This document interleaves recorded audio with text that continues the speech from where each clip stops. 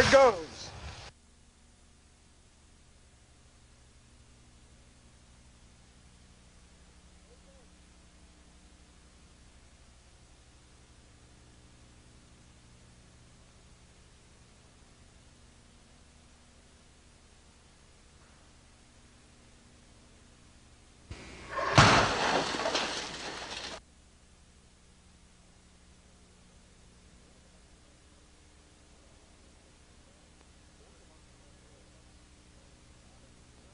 A word about the following tape. This tape is designed for security professionals, locksmiths, cops, private detectives, people who need to know this kind of material. Obviously, we couldn't restrict the sales. There's no convenient way to make sure somebody doesn't watch a tape. So we simply have to say this information exists. We have correlated it. This is probably the most comprehensive look at entry procedures ever been attempted anywhere. We think we've done a good job of it. In this tape, you're going to learn everything from picking simple locks to the myths of high security locks, little known ways of getting into everything from padlocks to bank vaults. You're going to see us steal a Mercedes, Corvette, Ferrari. We are going to blow up a safe. We're going to use burning bars. We're going to use everything can be done to get in someplace. At the same time, realize we're also showing the other end of it. Use this as a guide to what security you want for your valuables or what security you need in your home, and also use it when investigating crimes. We've tried to show the marks, the things that are left behind by various entry procedures, so you can evaluate it in a report. You can understand what kind of tool was or wasn't used. You can tell if an entry was faked. Look at the film from all these angles. We think you'll enjoy it. We think you'll come out, no matter, even if you're a practiced locksmith, we think you'll come out with some things that you didn't know, some tools and some techniques. We've used a number of experts in this film on various different things, from explosives to lock picking, some of whom don't want their name mentioned. But we'd like to thank everybody who was involved. Please take the tape for what it's intended, study it, play it back, practice the things involved. We think it'll make you better at whatever you're doing. Thanks. The first thing to consider when considering entry into a building is how the building is built. Run a security survey. Look at the type of construction. Not all burglaries are through a door. Oftentimes access is achieved much easier by going through another part of the building. Is the roof thin? Can it be chopped through? Are there skylights that can easily be broken or entered? Are there windows in the upper portion that are open or easily attacked? Is access to balconies available? All these things should be considered when trying to decide how to enter a building. In this particular instance, we note that the building has an electronically opened garage door. This is an easy fault.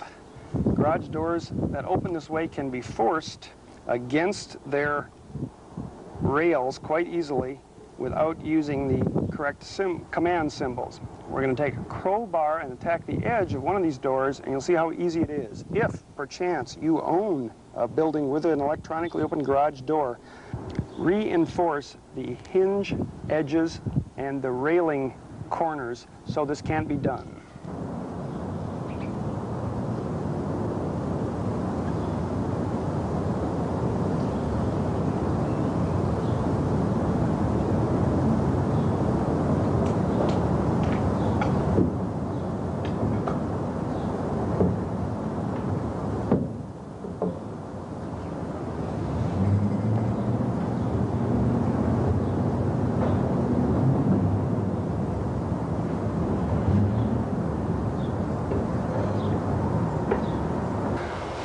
First thing we're going to look at here is spring-type plungers. Now this is a common door lock used on most doors, where the bolt is not a deadbolt, but rather is held in place by spring pressure. In other words, you can push it back by pushing against the spring. So when I shut the door, the bolt will retract and be held in place. This locks the door. This is a lock, normally is a key and knob lock. Locks from the inside. This is common on houses, apartment buildings, hotels, etc. This is the infamous lock we see in all the James Bond movies where somebody gets a credit card and opens the door to the CIA safe house. That is possible. Way to tell if it's possible is to look at the door and see which way it opens and shuts. The bevel on the bolt will face opposite the way the door opens in normal doors. In other words, I have a flat side facing me and a beveled side facing the inside or safe part of this locked compartment.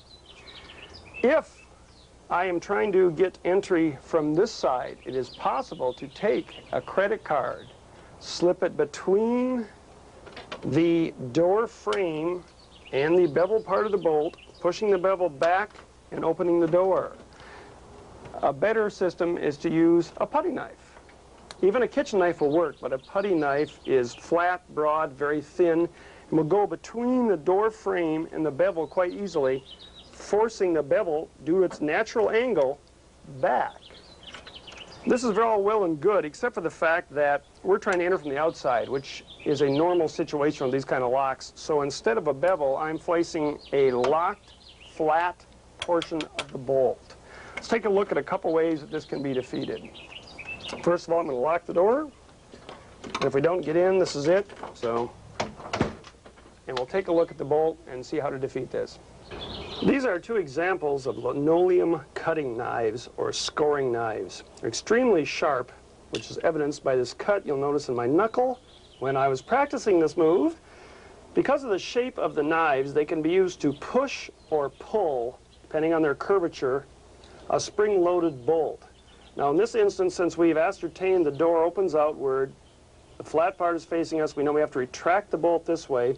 I'm going to choose the knife with the more radical circle cut. I could use this knife to push if it was a flat, or rather a beveled bolt. I'm going to reach inside between the door jamb and the door itself, grabbing the bolt with this knife, retracting the knife towards me and trying to force the spring bolt.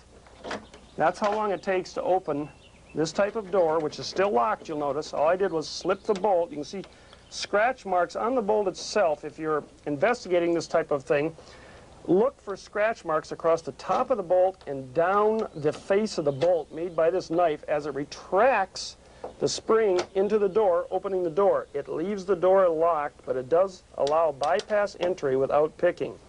There's one other way to defeat these locks that I find quite expedient. Let's lock it again, shut the door. Now I'm going to get, this is an ice pick or an awl. It's fairly sharp, fairly sturdy. What I'm going to attempt to do with this is again go between the strike plate that's mounted on the wall and the door into the bolt. In order to make this function, I need to actually go into the surface of the bolt, which luckily is made of fairly soft metal. So we're going to jam the ice pick into the bolt, then retract the bolt by pressure, and you can see as we zoom in or as we get on the bolt here that the ice pick is actually sticking into the bolt, and that's all the pressure it takes to retract the spring of this bolt into the lock opening the door. Again, we've not unlocked the lock. When I let go, it will spring back out. Look for pucker marks, indentations, slots on the bolt showing it's been forced back. This is a very simple entry that beats 99% of the locks mounted on apartment buildings, condos, houses, and some offices in this country. When we approach a lock like this, be sure and remember that any of the alternate or usual picking techniques will also work in this lock. In other words, I could pick it with picks, I could single pick it, I could use a snap gun, I could impression it. All these things are viable. To illustrate that point, we're going to use our trusty Cobra electronic pick. Use the tension wrench, the bottom of the keyway, so I'm going to use the other end of the tension wrench, providing enough space to let the pick vibrate the pins. I've adjusted the throw of the pick to be shorter than normal so I can still get it in here and get some vibration on it, hopefully. Okay, there we go. And I'm going to vary the tension on the pick as normal. Vibrate the pins up and down, release the tension, go back, and we've got it. Amazingly enough, most locks used on American doors fall into three categories. three brand names: Westlock, Quicklock, or Corbin. The most popular is probably Quicklock. Now, Quicklock is a key and knob lock, as is this one. Requires the usual manipulation to get it open, except it has one major fault. If you know it's a Quicklock because you can recognize the locks or because you've seen the name on this one, you can first of all, pry the guard ring out by placing a screwdriver in. The guard ring comes out very easily, exposing the plug, cylinder, and the lock. Now, on a Quicklock, you can insert screwdrivers at both ends of the lock, pry towards yourself. The lock will pop out the cylinder, leaving the mechanism exposed so you can stick a screwdriver in and open the door. This leaves virtually no marks, especially if you put the ring back on afterwards. The only way to tell this has happened is by noticing there might be slight etching marks at the top and bottom of the lock. A Corbin is a more expensive door lock. It's harder to open. In fact, a Corbin uses mushroom pins, which we've discussed in our picking section, making it extremely hard to pick a high security lock. Corbin, pop the ring off, put a screwdriver in at the 12 o'clock position, and you can pop the cylinder right out and open the lock with a screwdriver, thereby defeating the entire high security idea of a Corbin lock, and also not leaving marks once the ring is put back in. This happens to be a Westlock, which is probably the most popular lock in America right now. Every tract-built home, every condo tends to have this kind of lock. Once you've popped the guard ring off, a Westlock, you insert a screwdriver at the 9 o'clock position, pry the cylinder out, then you insert a awl or a scribe over the 9 o'clock position, right over the screwdriver. You'll feel inside, you'll feel the lock mechanism, till the cylinder pops completely out of the lock. It virtually lets me reach into the screwdriver, turn the knob, and open the door. The important thing to remember is the cylinder can be put back into position. You'll notice there are scratch marks on it from my practice runs and my bend marks from popping it out. But if you don't know where to look, those are almost invisible, and once I put the ring back, the lock's as good as new. With practice, a pro can open these three most popular locks in America in about 2 seconds each. That's how good security is on most of our doors right now.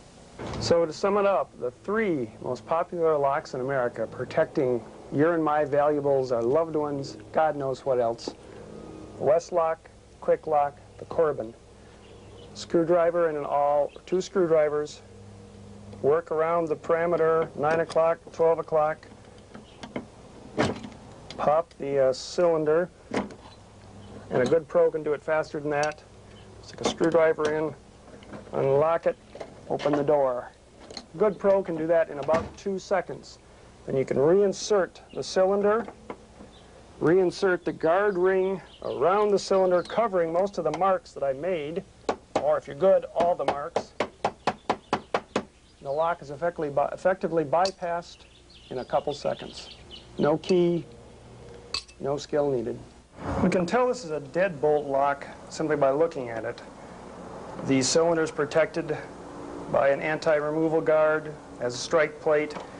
There's a block of wood here that looks decorative that prevents us from jimmying in here. Most applications would require us prying this wood off first in order to get at the deadbolt for hacksawing or prying or jimmying.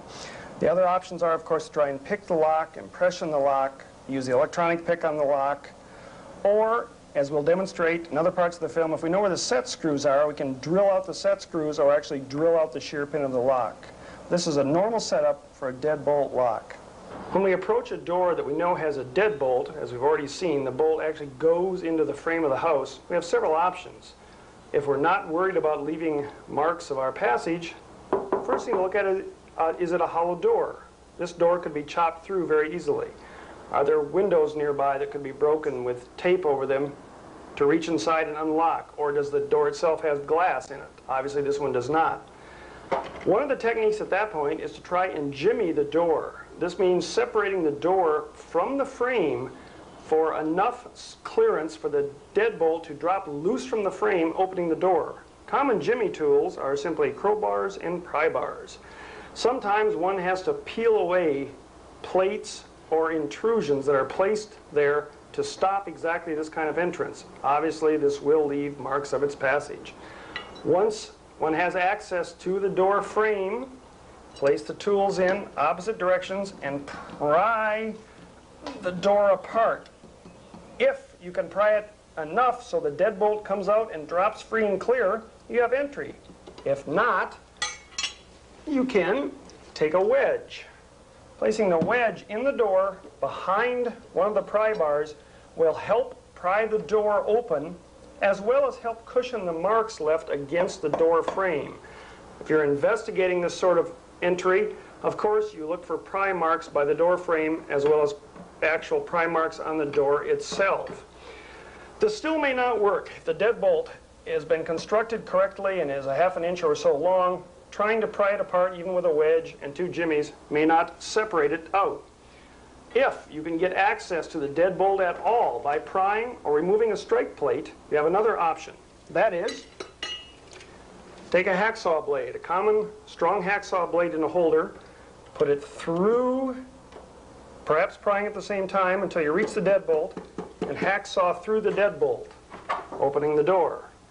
It's also possible in some deadbolts to simply get access to the deadbolt, place a bar on top of the deadbolt itself. Now remember, the bolt is designed to prevent entry. It's not constructed to stop up and down motion. If you can pry the door open enough to get a shove knife or a bar on top of the deadbolt itself, take a sledge, pound downward on the deadbolt, and you may actually knock the deadbolt loose enough to open the door. Obviously, this will damage the strike plate, damage the inside of the door, and will leave fairly obvious markings afterwards. If you get a deadbolt open, only to discover there's a chain on it, some chains lock from the inside, sometimes people leave through other exits, there's a way to defeat that using a rubber band and a thumbtack. You reach in, loop the rubber band around the chain as far back as you can get it, take the thumbtack, pin it inside the door as far as you can reach, and then loop the rubber band around it. Then when you shut the door, with luck, the rubber band will pull the chain out of its slot and pop the chain out. We'll have to take a look at that from the inside. There's also one other method, and that's to simply open the door and take the chain off. Let's take a look from the other side.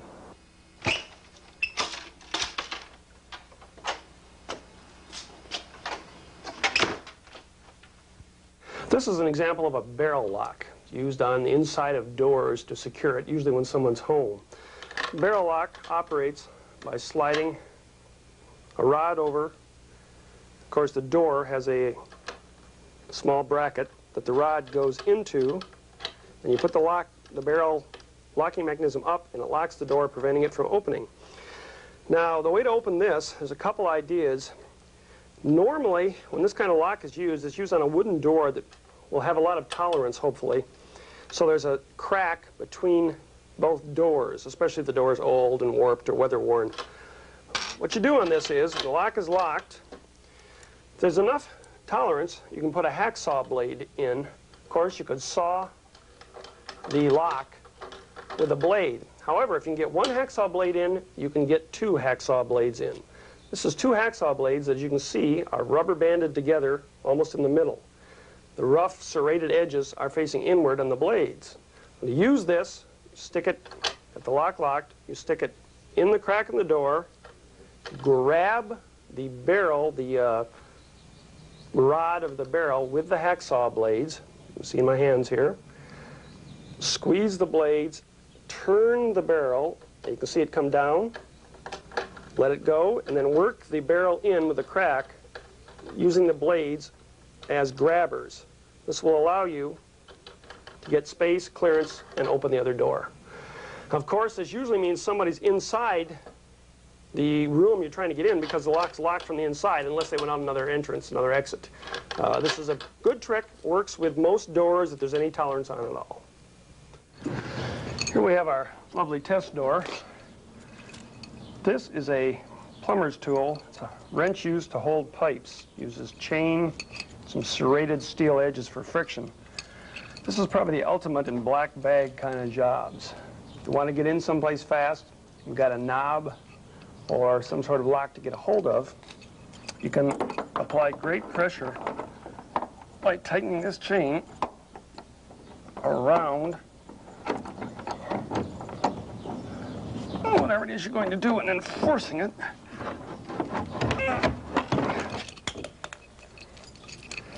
until it comes off. Obviously, it's going to leave some marks of your passing. It'll never be the same. Another possibility when using the pipe chain wrench is simply to lock it around the knob, turning the knob until you break the holding screws. There we go. Removing the knob. In this case, I think we've also removed the entire unit. We've broken it off, leaving a nice retractor hole so we can operate the retractor and open the door. Simple and alternate entry methods include loosening set screws when access is available, as well as taking full advantage of hanging or false ceilings to crawl over locked doors and other barriers.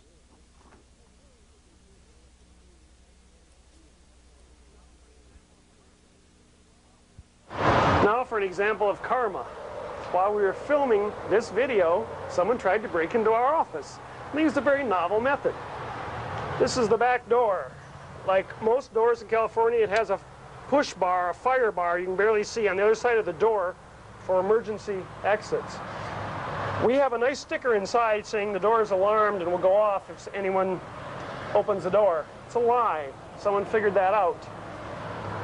They came to the door with a portable drill and drilled a hole right here where you can see this nice plug, inserted a stiff rod behind it, tried the fire bar, opened the door, and walked in.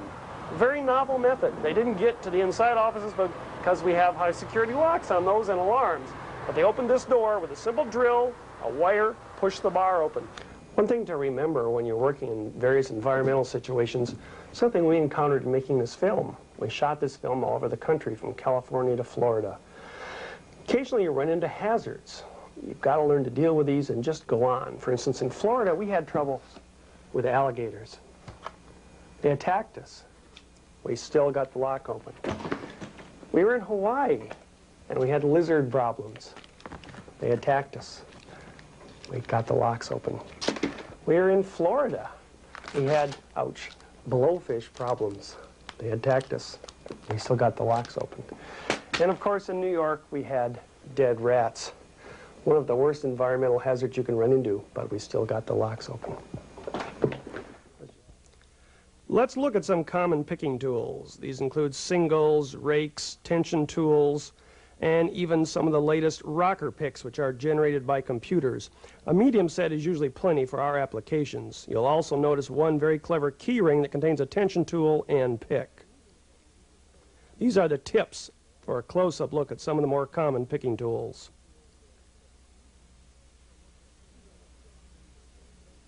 This is a look at cylinder assembly and disassembly. This is a key and knob lock. We're going to take the plug out by pushing out slightly, which gives us a ring we can remove, and then with gentle pressure push the plug through. This leaves the plug free, and now the cylinder is held in the plug, as you can see, by a retaining screw or ring on the back of the plug. In the cylinder itself, we have the springs, the drivers, the plugs, and masters, if there are any. This is a look at a Morty cylinder, which contains the same type of plug as the key and knob.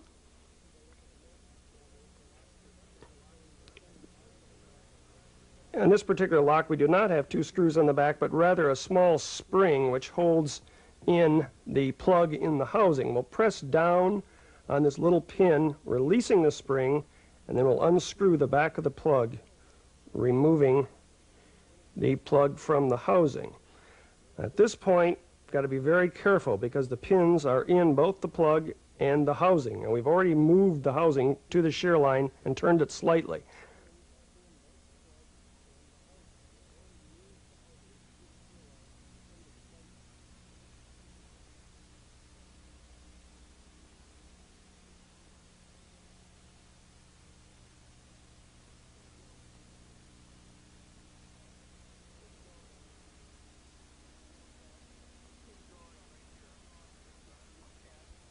this drawing right here is look at pin tumblers, drivers, and pins, springs.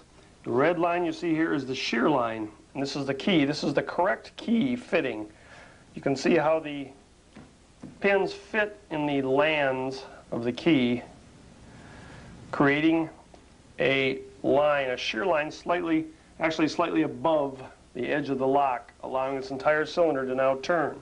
The correct key or the correct picking action will line up at the shear line. Here we can see the plug coming out from the housing. Now remember, the upper pins are in the housing, the lower pins are in the plug. We're putting a follower, which is simply a piece of wood or a small metal tube, to maintain the pressure on the springs and the drivers in the housing itself. Now we are going to remove the pins in the housing one by one, keeping track of the order. And we have a first pin out already, and you'll notice there's a small wafer and a pin that make up our first driver pin. So right away we know there are master keys in this lock. Now we're going to continue removing the pins and the springs from the housing one by one, leaving them in the correct order as we take them out. This is very important for making keys or for reassembly. Now the main reason we're doing this is to make a key from this lock by disassembling the lock. One of the common reasons this is done is people who are hotel thieves often do this. Now you can see we've taken all the pins out and the drivers and a couple master pins that were located inside the cylinder. We still have pins remaining in the plug, but they're lined up at the shear line. As we can see, the plug housing spins with the correct key in the lock. We're at the shear line. Now as we remove the key, we can see the pins go up and down as the key cuts run over them. Now these pins must also be removed one by one in the correct order. When we put the driver pin back on where it should be, we notice the shear line is broken and the housing will no longer go on. Now if we put the correct key in, of course, that will raise that driver up to the shear line, as we can see, and would allow the lock to open. Thereby, by comparing the length of the pins, we can tell how deep the key should be cut. Hotel thieves often check in with a bunch of new locks, the same type as used on the hotel, take the one off the door, put a new lock in while they're doing this, disassemble it, make a key. By taking two keys apart, you can determine what are the masters and grandmasters and make those keys by taking two locks apart. Now here we're removing the pins from the plug itself, covering all but the pin we're removing. We go one at a time, line them back up with their correct drivers. Now there we know is a master pin because a little wafer came out, so we know there's another shear line on that pin. Master pins make it easier to pick as well as easier to impression. When we get the pins out, we can decide if we want to make a master or a regular key. Now here are the pins along with the correct key and master. Now we know the bottom pins go in the back, and then we notice that we need two masters. The second master is, of course, here.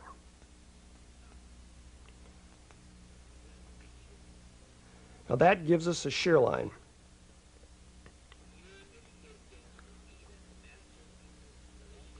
Now our educated guess would be that a master or grandmaster uses a separate shear line, that this one doesn't, because we can see there are other pins, other master wafers rather, that were in the housing besides the ones that were actually in the plug. Notice we're using tweezers to carefully remove the pins and keep them in order.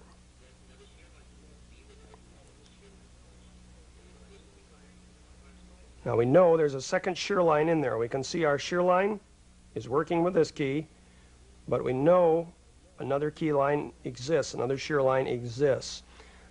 And we know it would be higher because, of course, adding the wafers is going to move the plugs up. Now, by putting a blank in, we can ascertain there are no more master pins in there. We've raised all the bottom pins up just by inserting the proper blank into the keyway.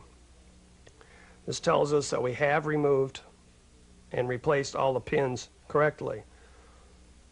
Now, if we cut a key to fit those pins there, in other words, we cut a key to fit all the bottom pins, we will have a standard or a change key, which gives us a flush shear line and opens the lock. You can see by inserting the key that we do have a flush shear line.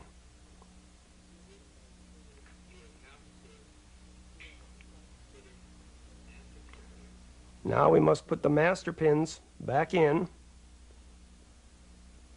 carefully, which are in 1 and 3 in this case. And now we'd have to cut our key deeper to compensate for those pins. That would give us the master.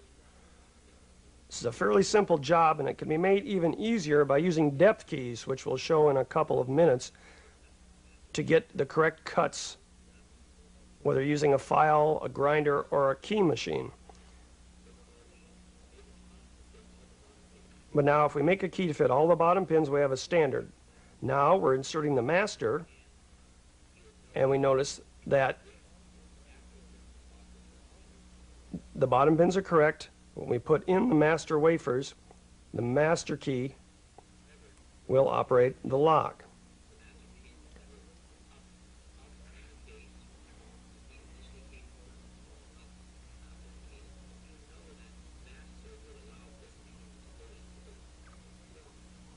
Now we know that the master wafers that were still up in the case, we know the master would allow that to fall into the plug.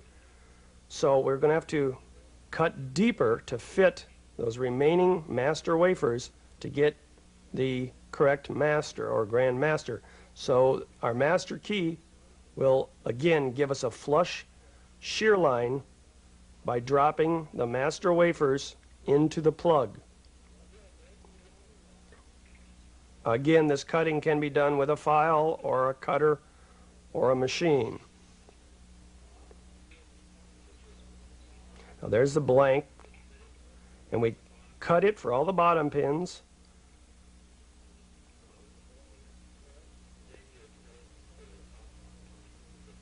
And then we'd cut it deeper for any of the pins, the top pins that remained in. This would give us the master key. Now we're going to reassemble. We're going to put all the bottom pins back in, including the wafers.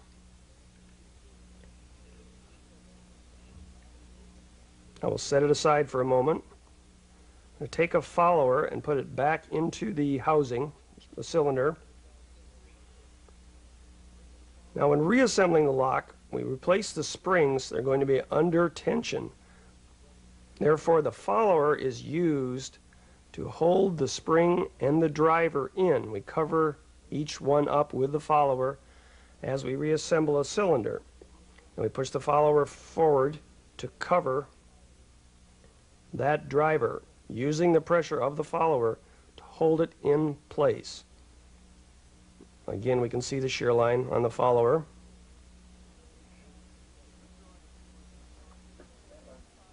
This drawing is showing us the inside of a pin tumbler lock with both a change key, that is the normal regular key, inserted. Now the key would fit under here, of course, lining up the pins to the shear line.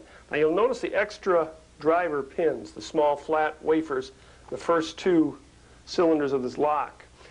This is the change key. This will open the lock. The shear line is correct. However, you'll notice another shear line is created here when the master key is put in. Now this creates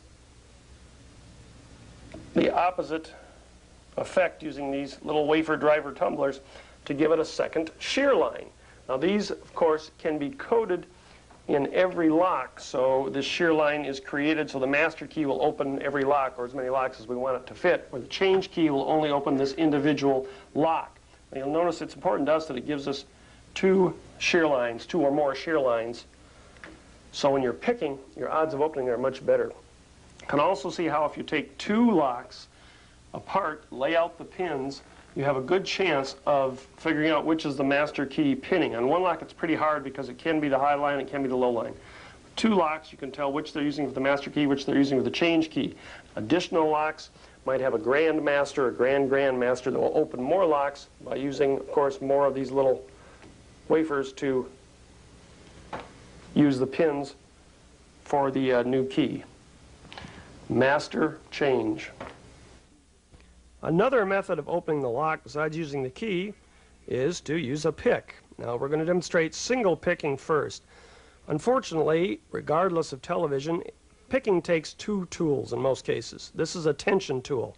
We've inserted that in the bottom of the keyway so there's enough room for a single pick to fit over the tension wrench and go into the keyway. The pick is going to raise each pin to the shear line individually. As it does this, the tension will give up a little bit each time.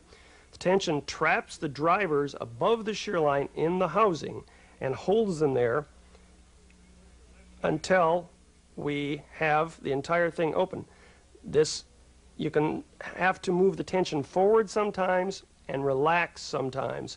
If the pins get trapped, you've moved them too high up, you have to release tension and let them drop back down. You can't see the pins being picked, so this takes a lot of practice. Different tolerances and different locks make some easy to pick, some harder. Again, we've dissolved here to show the time elapsed. We have picked the lock. Now, if it's off more than 15 degrees, as you can see here, it is picked. Tension wrench can be used to open it. Sometimes the latch will bind even though the lock is picked. Tension wrench, in this case, can be removed as long as the tension is retained, and a screwdriver or key blank can be put in to actually use the locking mechanism to move it the entire way.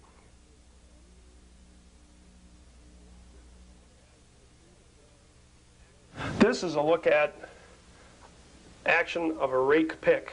This lovely drawing approximates a rake pick. You see the springs, you can see the drivers, you can see the pins. Now there's no shear line marked here, but it would be someplace when all these spaces are lined up correctly.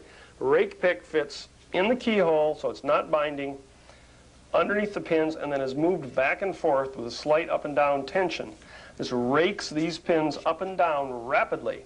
If a little tension is applied to the core at the same time, these openings can catch on the shear line, the edge of the lock, creating the shear line. Little tension, rake back and forth to create the shear line. This is the action of a rake pick inside a pin tumbler lock. Another method of picking that works much faster is called raking. Raking takes advantage, as we've shown, of energy transmission to actually bounce or rake the pins against the driver. Put the rake in, put slight tension on, pull the rake out with quite a bit of effort, as you see us doing here, relax tension, and we pick the lock. Often raking will pick it that fast. This is a computerized pick designed to rock back and forth. Since we know this keyway, we can choose this pick by sight. Put it in, apply tension, rock up and down, rocking the pins to their shear line. These are brand new picks. They work quite effectively. This is an actual time on this picking, except, as I said, we know what the lockway looks like, so we've chosen the pick to fit. This doesn't take near the energy or force of raking. When you're raking, you will adjust the tension back and forth and rake hard, rake soft. Another method of doing this even faster is to use a snap gun. A snap gun bounces the pins up and down with a short knife. Every time you pull the trigger, you apply tension, the pins bounce apart and open.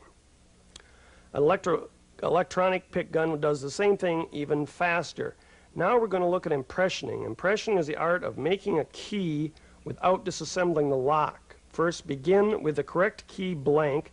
Take a flat file it, as you see us doing here, to bring the key to a knife point. Find the flattest side of the blank, start angling it over, and file it to a knife point. Let me remind you, when you're picking, it depends upon your speed, the tension, and your accuracy. Practice till you get the feel, individually picking, then move to raking, then try the snap gun. Now here you see the knife point being developed. We now need to darken it so we can see the marks left by the pins. We're darkening it here by passing it back and forth in the flame of a cigarette lighter. Notice the smoke left on it. Now we place the key in a vice grip. Make it very tight. Insert it smoothly and gently into the lock so it doesn't scratch on the way in. And then back and forth very hard, as you see. Pull it out nice and slow. Now you should be able to see little notches left on the key itself by the pins. We now file down on those notches. Let's take a closer look at the notches. We can see the actual notches left by that rubbing back and forth and the spring pressure pressing the pins into the key blank. You can notice a little mark there. Most keys do not use a zero cut. Knowing that, you can often take a set of depth keys for that type of key and file down to the number 1 cut immediately. This will give you a better start and a more accurate start for your marks. Once we have established where the marks are, the first cut is very important. Put it on the blank, pull the file back towards you once. This must be very accurate because this is the starting point for all our cuts. Again, depth keys can be used for the exact spacing and depth of the cuts if you have depth keys to this manufacturer's lock. This happens to be a Schlage, which is used by a number of different companies. The depth keys are, of course, accurate for those companies too. Now we're going to smoke the blank again, and we're going to file again, smoke again, and file again. You notice once we've done this a couple times, we tilt the key back and forth at different angles to see the marks. Once we see a mark, we file. This procedure is repeated. You must be careful if you file down too far, allowing the driver or upper pin to fall into the cylinder, into the plug. You've ruined it and must begin again. So only file where you see marks. Some marks will disappear and then reappear as other notches are filed down, allowing the pins to come in contact with the blank. Again, we're going to put it in, twist back and forth hard, pull it out.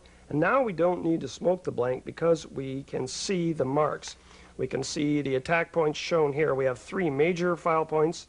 We file that, put it in, do it again, reread. Now the notches are becoming quite visible. We're going to file it down carefully,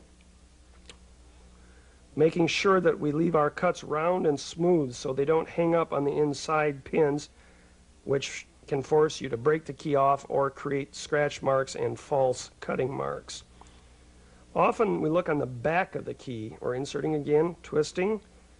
It's hard, sticking, but it does work. We've now opened it up. It's more than 15 degrees. Here's a look at the key. We've actually filed down next to the key it fits. We happen to have made a master, although that was pure luck. Notice the difference in marks from a cut key and a filed key. This is a look at a device used for impressioning. We do not recommend this device. It isn't worth owning. And now we're going to take a Schlage key gauge. On this gauge we can take a key and measure the depth of each cut. This will give us the code number or cut number used by the manufacturer. This gives us a 3. As far as we can put the key in, we can tell the first cut's a 3. We go to the second cut and try it. That gives us a 9. We continue through the key and we have a code. Notice the code is stamped on the key. Now some codes are direct. Look at the key and see if the cuts correspond to them. If they do, it's a direct code. If not, it's an indirect code, and we must get a book that lists the manufacturer's depths. These are depth keys from the manufacturer that give us, each key gives us a spacing and 1 cut. There are 9 depths in a Schlage, including a 0.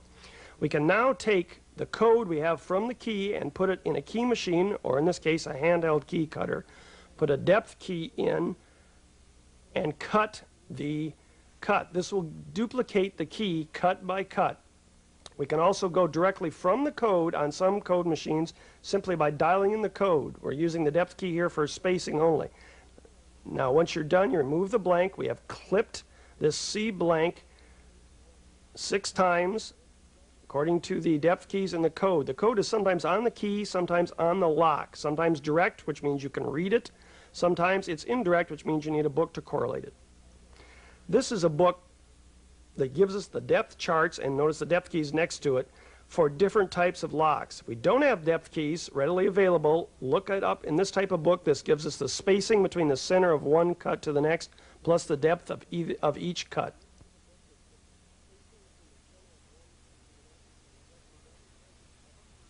This is an ace lock. It has the tumblers arranged in a circle, supposedly for high security. This is a Pickmaster's pick set for picking ace locks. Ace locks were thought to be impossible to pick until these types of picks were invented, and now it's easier to pick an ace lock than it is to pick a regular lock. Ace locks are often on vending machines or other devices holding money. We insert the pick, we adjust the tension on the back of each individual tumbler, holds in place by rubber bands, and actually sets each tumbler, allowing us to open the lock. Unlike conventional picking, once you've opened the lock, we can read the pick, as you'll see us do in a second, and make a key to fit the lock. That was actual time in picking an ace lock with a Pickmaster's ace lock pick. Some groups go around the country using these picks, making keys, and stealing from laundromats and other establishments a little bit of money each month before the regular takeout day, making $40,000 to $50,000 a year in change. Now you'll notice we have the pick here. It has taken the form of the actual key. We've picked the lock. We now can take this pick, measure it with the depth key provided, and make our own key. In this case, we would end up with keys to any number of picked locks. Many people don't realize that they're being stolen from and should vary their collection days to see if the amount of collection varies. Thieves who do this normally have the schedules down very well. Now this is the depth key. We're going to measure on the knob end. This will give us the correct depth for each tumbler in the ace.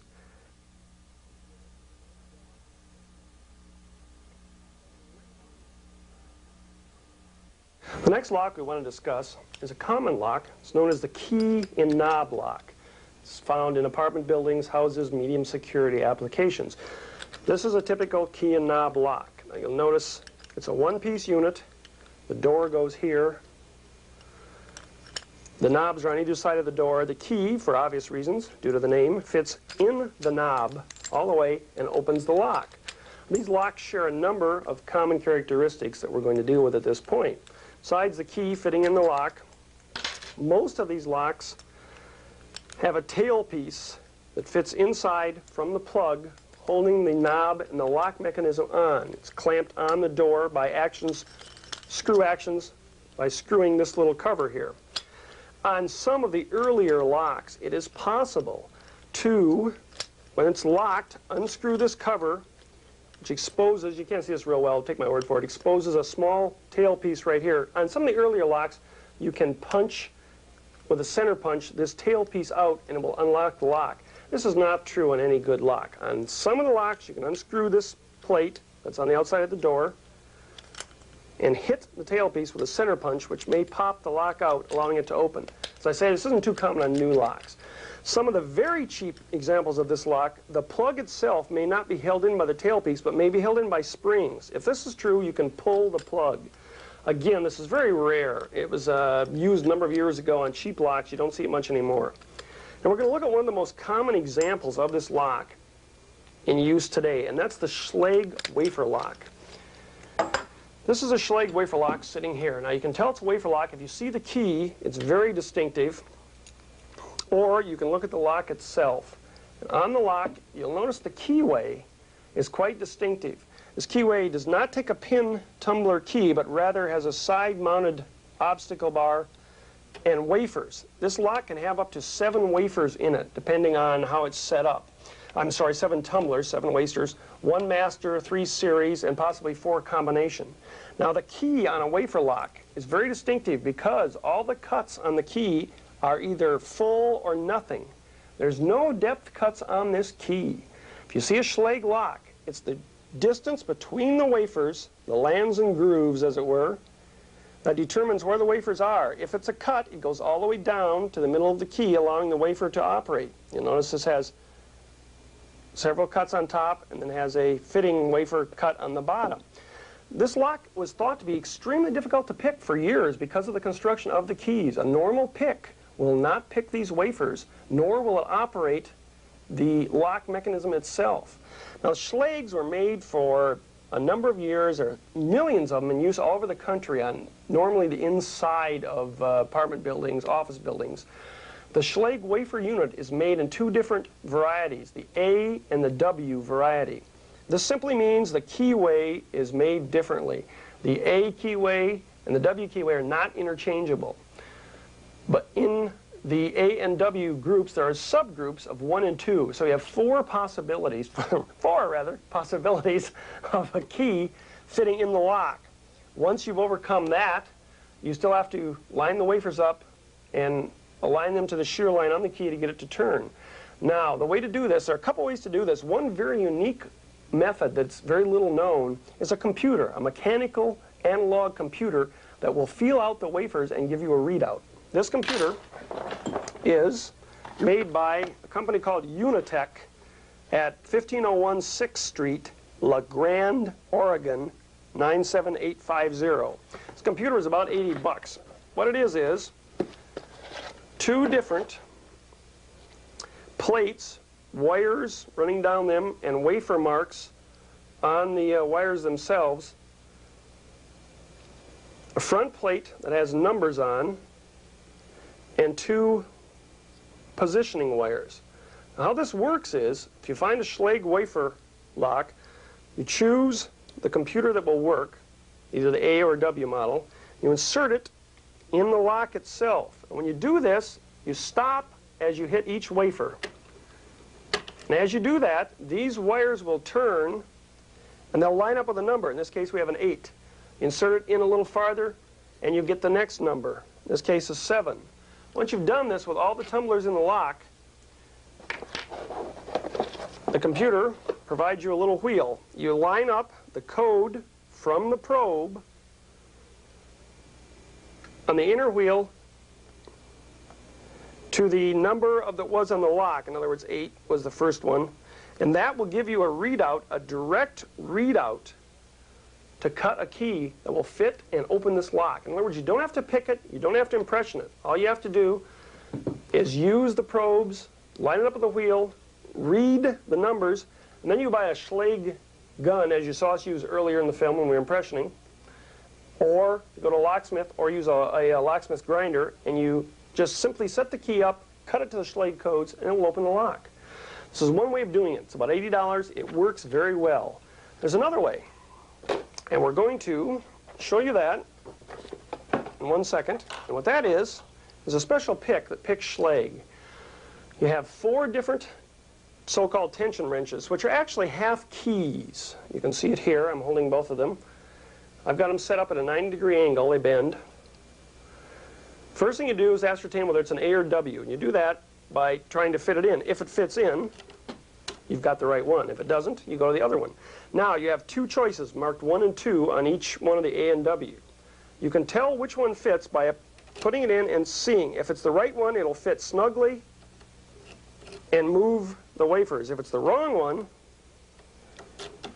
it will float in and out and not correspond to the wafers.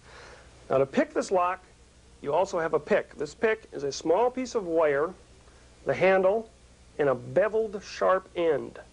The way you pick this, I'm going to demonstrate in just a moment. So what we're going to do here is take the 2 tension wrenches, more or less, that we've used, and we've ascertained that the number 1 fits in this keyway correctly. So we're going to put it in there. Take the pick. Again, it's simply a stiff wire with a sharp beveled edge, as you can see there. Place the pick in the lock all the way to the rear on top of the tension wrenches with the beveled side facing up. Place tension on as you would in a normal lock picking operation, perhaps a slight bit heavier. Then apply upward pressure on the pick so it hits the wafers that are above the tension wrench. As you apply this upward pressure, you pull the pick out. I can hear the wafers clicking. I'm still applying the tension. Now I'm going to relax the tension a little bit, and I hear the wafer click, another click, and the wafers fall in and pick the lock. That's it. 1 try, an unmodified Schlage wafer lock. That will pick every one of the millions of Schlage wafer locks in the country. And you can see it's still locked, but it did pick it. Let's see if I can do it again just as fast. Beveled edge up, tension in, tension on, apply upward pressure, pull out, relax the pressure, letting each wafer click into place, and open the lock. That will open every Schlage wafer lock in the United States that fast. Another way to open locks, whether they're key and knob or flat or mortise or whatever, is to drill and create a new shear line. Two ways to do this. One is to use a small drill and drill right where the plug goes into the cylinder. So you're drilling through the pins and creating your own shear line in effect, which will allow the lock to open with the use of any instrument, screwdriver, or whatever that will turn the lock. Now you can do this freehand if you're good enough by drilling right at this point. Another way to do it is use a drilling jig. Now this is a drilling jig. This device has two little pins on it that are designed to go into the lock plug itself, and then a hole that's automatically lined up for an 1/8 inch drill. We use a cobalt drill again, and some locks may have hardened plates or steel dead pins, as they're called, mixed in with the other pins to make this operation difficult. However, it can still work with most locks. Now this is one drill jig. This is another one. This is a flat drill jig. It's used with a mortise type lock. For a key and knob lock such as this, we use a curved, slightly concave drill jig. I'm going to place this in the lock, line the pins up so it holds itself in. This gives me a hole. I'm going to use the drill you've seen us use. I'm going to place the drill in the jig. The bit fits perfectly. I'm going to drill. Be careful of my fingers.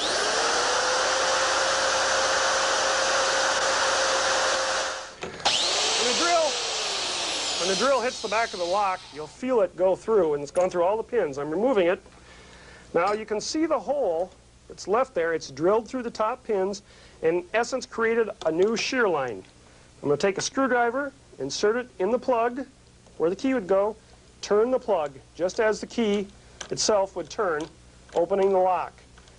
The pins I've sheared off all the way to the back of the lock, creating our own shear line. This is a very fast, effective technique for opening almost any type of lock.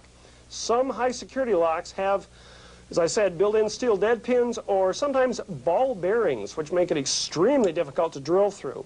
We're going to try a high security lock in a moment and see how that works. But while we're still on this lock, I want to point out there's another way to drill. Besides using the 1/8 inch drills I did here, you can take a safe drill, put it here, and drill out the entire plug. This, of course, removes everything in the way. Stick a screwdriver in, and you can open the lock. I prefer using the drill jig for accuracy and using an 1/8 inch cobalt drill. However, if that doesn't work, or you hit dead pins, or it for some reason just doesn't function, take a big drill and drill out the lock. If you see a lock that has a hole in it like this, you know what happened. Of course, the lock cannot be used again, but it effectively opens it. Here we're looking at a keyhole. Keyhole the way you'd look at it. This is the end vision of a normal keyway. You can see the slot effect where the key would fit in, turn the plug, open the lock.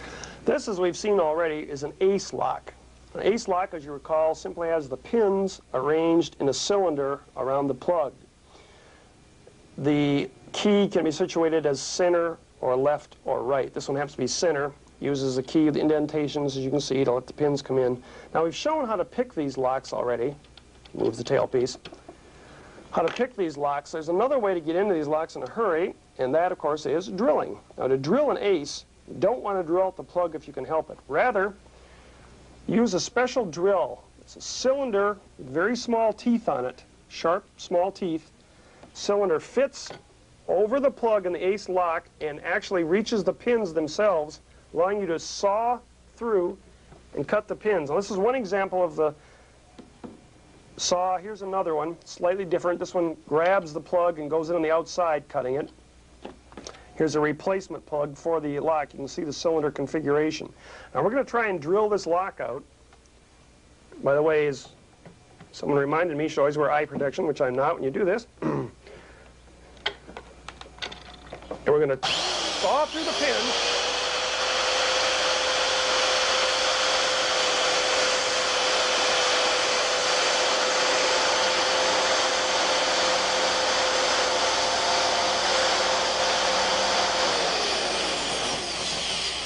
when I've reached the end of the pins, I'm going to leave the drill in, stop it, and then gently withdraw the saw.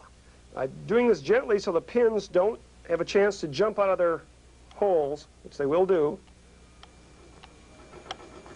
And once I've got it out, I can then actually go in. You can see the pins are sheared off. I can remove the pins one by one, starting at the upper left. In this case, the lock would have to be right side up, of course. Starting at the upper left and working counterclockwise. I then place the pins down in order from left to right as I take them out counterclockwise. This gives me the pins 1 through 7 in the correct order. If I want to make a key for this lock, I can then line the pins up, which I'm not going to bother to do here, and read the lengths on this code chart that we're going to show you in just a second, and duplicate a key to fit the lock. Of course, I've ruined the lock by doing this. I'm going to take the lock out, and to actually get the pins out, you can see the power coming out. I've got to shake the pins out, get the shrapnel out to turn the lock. But if I wanted to make a pin for this now, rather a key for this, I could take the pins out and lay them in orders. Now this is just the bottom pins, of course, starting at the upper left-hand side, lay them in order, and make a key. Now this would work if this is a master keyed lock, so the same lock is on a number of machines or a number of devices, and you want to duplicate the key. You take the pins out, as I said, lay them down, and you can make a key for this. Let's take a look at some high security applications from the key and lock standpoint. First of all, these are what's known as spool or mushroom pins. These pins are used as the driver pins in pin tumbler locks. You can see by their construction there's a lip at the top and bottom. Mushrooms just have one at the top normally. When you pick a lock with these type of pins, normally it's just 1 or 2 in the lock.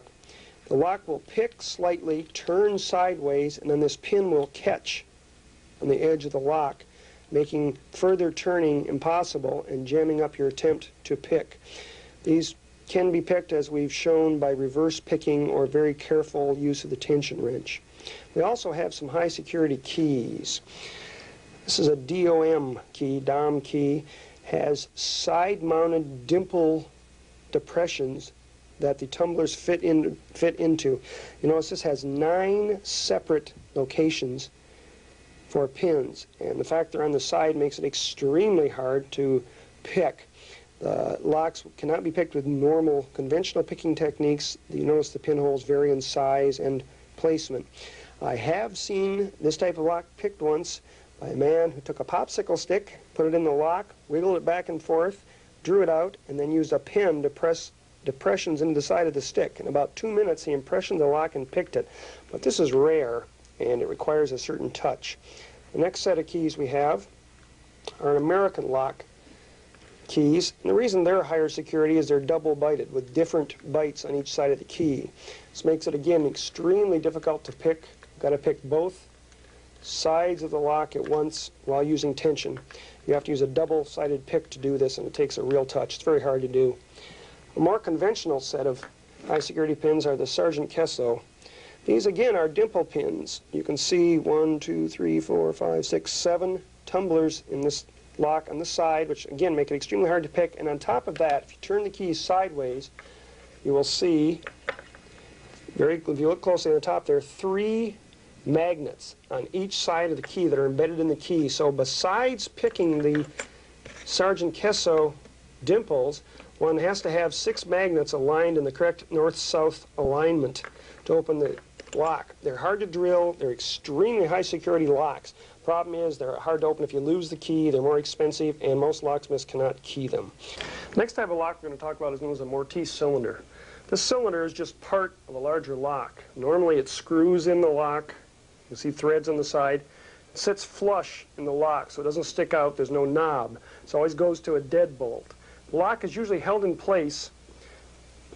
There's some slots on the side by a screw that runs perpendicular, screws into the cylinder. This prevents you simply sticking a key in and unscrewing the cylinder and taking it out and operating the lock. Normally just one screw holds these locks in, which raises some interesting points. One of the easiest way to defeat these kind of locks, Mortise lock with a screw going in from the edge of the door. The edge of the door would be right here. When you open the door, you can see the head of this screw. If you have access to the lock during the daytime, And you can loosen this screw slightly. No one will notice. The lock will still operate. The cylinder will not fall because it's threaded in. So if the screw is loosened up slightly, then it simply takes putting a key in and turning the cylinder, unscrewing it, and pulling it out. This leaves no marks. It's virtually undetectable. But of course, you've got to have access to the door when you can open the door and loosen the screw without anyone seeing it. The other way to undo these screws, if the lock is screwed in, you can sometimes take a pair of channel lock pliers or a pipe wrench, put a paper washer you cut out around the sides of the lock so it doesn't scratch the wood of the door up, grab it with a pair of pliers, channel locks, or a pipe wrench that grabs it, and force it, rip it, which will break the tip of the screw off in the slot, snap it off, and let the cylinder come out. If you have another screw to put in the lock afterwards, this leaves virtually no marks. If you're investigating this type of opening, look in the side slots and see if they're scratched or if there's evidence of a screw being broken off in it. Now, they've smartened up with these type of locks, and many of them now use a guard ring. This is a soft brass guard ring, as you can see, with a very heavy inner core. This ring is put together, and then the lock is placed in it. This makes a flush mount out of the lock, which makes it extremely difficult to grab with any type of wrench, as you can see. If you run into this ring must be pried off with a screwdriver or cut off with pliers. And a solid ring like this is very difficult to cut. So you've pretty much got to pry it off, and of course that's going to leave marks on the lock, and get enough room that you can grab it. It's very difficult to rip out or wrench out, as it's called in the trade, anything with a solid guard ring. Now there's one tool, which I happen to have, that most people don't. This was made by a locksmith friend of mine. Took a pipe just about the size of the cylinder, cut a couple slots in the side of it so the pipe could compress slightly, welded a nut onto the side of the pipe, put a bolt through it. Now this has an Allen wrench adjustment. I can put this over a cylinder, tighten it down onto the cylinder, and I can grab this rod here and wrench it out by twisting. This is a very unusual item that works quite well. If you want to make one, I don't know where to get them commercially at the moment, but it will wrench out anything it can grab. You can see the bolt going through with the welded bolt on the side. Now there's one other option. Some of the cheaper locks and some of the more expensive ones, actually Schlage, again our friends at Schlage, instead of being mounted by side slots, a smooth area as you can see, they use in the back a couple of set screws. You can see the holes right next to the tailpiece, the cam and the tailpiece. Screws come in from the back and hold this lock in the door. So screws are actually mounted this way. On the earlier Schlages, the screws actually had their heads coming through here, where you could take and unscrew the heads and then remove the cylinder, thereby opening the door. The newer ones have a metal plate put over the screws. However, you can see where I've marked it here. If you work with these type of locks at all, you'll get so you can recognize that's where the screws go. If you drill here and here, you can drill off the heads of the screws in a real hurry and pull the cylinder out. This device is known as a slam hammer or slap hammer. It's a device that's actually used in body repairing for automobiles. It consists of a rod threaded at one end, counterweight, and an adjustable head. You use this by taking, they furnish these, a metal cutting screw, sturdy, strong screw that screws into metal. Put this through the head, screw the head onto the shaft, and then if you're working with a lock, primary candidate being automobile ignitions and some trunks that have a plug that comes out of the lock. Also, some key and knob locks of early cheap design are simply held in by springs on the side of the plug. Most later ones are not. But if you have an auto lock or one of these locks, you can take this, put it into the lock itself, into the plug, tighten it up, screw it in, and you grab the back of it and you slam it. That action, that weight, will tear the plug out from the lock and allow you to open the lock with a screwdriver. This is the commonest tool used by auto thieves. This is how you take an ignition lock out of a steering column or of a dashboard, stick a screwdriver in, and start the car. How I like to use the gun is to use a normal tension tool, put in the bottom of the lock, apply some tension, back it off, put the gun in before I apply tension at all, use the gun, and then apply tension. Nope, missed. I can hear the pins catching. And apply tension as I, oh, there we hear the pins coming down. No tension now. Start bouncing it. There we go. Got the pins. And we have unlocked it. Now that was luck. Might take longer, it might take less time. Let's take a look at another form of lock. This is a file cabinet. Uses a pin tumbler lock, so it's medium security. When you lock the lock, all it does is turn a lever to block the drawer from opening. The key actually acts as a turning lever. Now we're going to leave it locked in this position, so if the door was shut, it'd be locked. I'm going to take an assortment of spring steel. This was purchased from ESP, which is a major lock supplier, but you can also get it from automotive suppliers. Spring steel is thin, malleable, and it's in different widths. We're going to take one of these and attempt to use it as a key. Now this trick will also work on some padlocks, some key and knob locks, and so on. I'm going to slip it in the lockway, bypassing the pins. I'm not picking it. I'm going back to the turning bar. If I'd sharpen the steel, this would be easier, but if I press it in, I still may get it to work here in a couple seconds. We'll try it a couple times and see if I can get the spring steel to grab the turning bar at the back of the lock and actually, and I just slipped it out, actually unlock the lock. There we go. Just unlock the lock in a few seconds using a simple piece of spring steel. Now another thing to consider in this is if you have a desk to open. Desk drawers are often locked by a bar that runs the back of the door and a bar underneath holding the drawer shut. If you take a long piece of steel or a knife, such as a bread knife, slide it in underneath the desk drawer and slide it from side to side, you will knock the bar off, unlocking the drawer, allowing it to be opened. This way effectively bypasses the lock, allows the drawer to be opened, and leaves very little markings. If you're investigating this, always look on the lock bar itself to see if there are scratch marks where someone has forced a knife in and forced the drawer open. First thing we're going to look at here, some padlocks. Padlocks share a number of things in common. We're going to look at both combination and key. This is a master 5-pin keyed padlock. It's probably the average padlock you'd run into. Now there are a number of methods for picking this lock and for bypassing it. Again, methods from other locks apply. It's possible to pick this, it's possible to impression this, it's possible to use a slap hammer and pull the plug out. First thing we want to decide is, on the padlock, which shackle opens, and there's what direction does the shackle open. This can often be told by looking at the lock or having seen a lock similar in design. The reason we want to know that is there are a number of tricks you can do on the shackle itself to bypass the locking mechanism.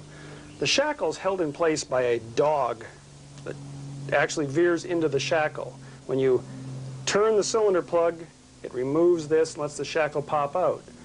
It's possible to go around that through a number of methods and defeat the shackle mechanism, allowing it to come out also. We're going to look at a couple of those mechanisms. They may not work the first try with me. They may. We'll give it a shot and see what happens. If you have a locked padlock, it's known as bouncing, whereby you can sometimes bounce the shackle out of the locking element. An interesting way to do this is to take a pair of pantyhose or nylon stockings, cut a piece of it, and tie it around the lock. The reason we're doing this is the nylon provides the correct resiliency to bounce the lock out of the shackle. You can also use a piece of rope, however, nylon socks seem to work best. Tie it around the shackle, the locking part, and then around any solid object. Now, of course, if the lock is locked on something, you're going to reverse this and tie it around the lock itself rather than around the shackle. But for our purposes, we're going to try it this way. Once it's tied, we want to pull it taut, remembering which part of the shackle opens. Then we're going to use a mallet, preferably a wooden mallet, to strike the shackle and try and bounce it away from the dog opening the lock. Sometimes this can be done in one quick rap. We'll open either combination or key padlocks, just as you've seen. This next technique is great for anyone who's watched the Rockford Files or other TV programs and always wanted to open a lock with a paper clip. It's actually possible to take a wire, in this case I'm cheating and not using a paper clip, but a thin wire purchased from a hobby store. What I'm going to do is try and place the wire, force the wire in against the locking shackle of the same lock, so it will force the locking dog apart. Now, the lock is locked. I'm going to take this thin wire forcing it in on the locking side of the shackle. Again, we're forcing it into the shackle, between the shackle and the case, and pressing down on it, wiggling it from side to side to try and pop the shackle. We just popped the shackle. It's a thin wire, like a paper clip, forces it between the locking dog and the shackle. This will work on key locks, combination locks. It doesn't make any difference because you're bypassing the locking mechanism and forcing it away from the shackle. Take the same padlock, it's open as you can see, lock it, put it in the vise, and do it upside down so you can get an idea of what I'm doing. Take our old friend, the electronic Cobra pick, tension wrench, put the tension wrench in the bottom of the keyway.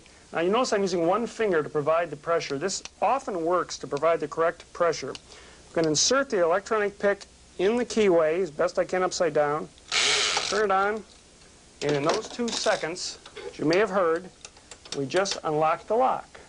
That's where an electronic pick or a snap gun or alternate pick method sometimes work like that, impressing the hell out of whoever you're with and opening the lock just like they do on television. Always give it a try. Some key padlocks still employ warded keyways where obstructions or wards block the key from turning. It's an easy way to pick these. There's a commercial set of 5 master keys that are cut so they bypass the wards and still engage the end of the mechanism opening the lock. This $20 pick set you see here will open virtually every warded padlock or other type of warded lock available. If you watch here, a couple of tries, we'll find the right master key. It slides in all the way, does not engage the end, but does go by the wards. Try one other one and we'll see what happens.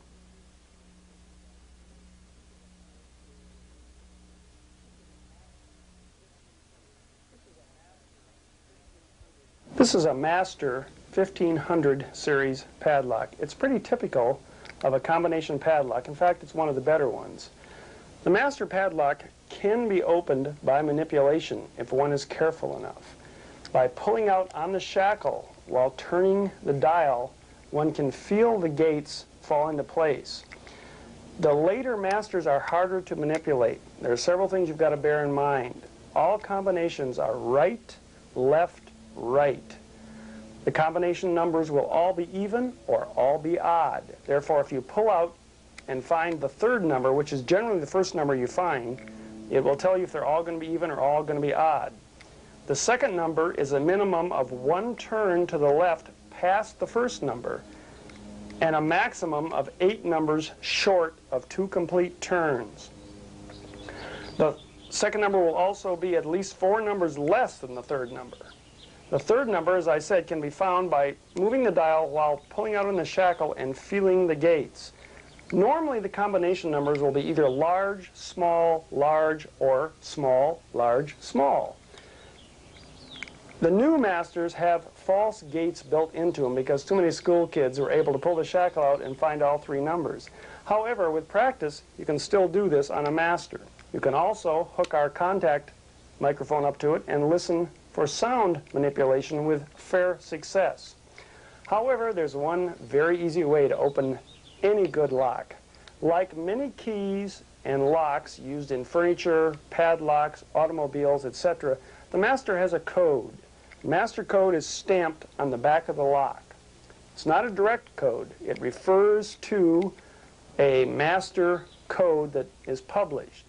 Therefore, if you read the back of the lock, and in the case of furniture or automobiles, read the key and read the number, and then you buy a book, in this case a Baxter, published by Baxter Systems, available through any of our lock suppliers.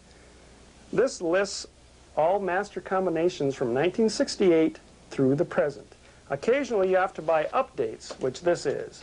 This lists the newest Masters. If we look at our code, we see it is 902633. By opening this, the right pages, we can find that serial number or that code number, and there is a combination, 240212. Let's give it a shot.